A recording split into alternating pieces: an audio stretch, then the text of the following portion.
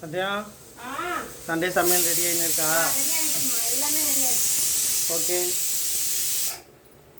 இது வந்து வெள்ளைக்கிழங்கு மீன் குழம்பு, முட்டை வந்து பார்த்தீங்கன்னா ரசம், முட்டை.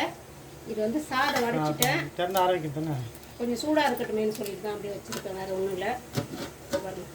ஓகே. பிரியாணி. ஓகே, பிரியாணி வந்து கடையில் வாங்கினது தான். அப்படியே வாங்க. கொஞ்சம் வெள்ளைக்கிழங்கு எடுத்து நம்ம வறுத்துருக்கோம், இப்போ தான் போட்டிருக்கேன். இது வந்து பருப்பு வச்சுருக்கேன். இது வந்து எறா வறுவல் ரெடி ஆகிடுச்சு. நம்ம ஆஃப் பண்ணிடலாம். சூப்பராக ரெடி ஆகிடுச்சு. அடுத்தது பார்த்தீங்கன்னா அந்த பக்கம் அப்படியே போங்க, லைனா கொஞ்சம் அப்படி போங்க.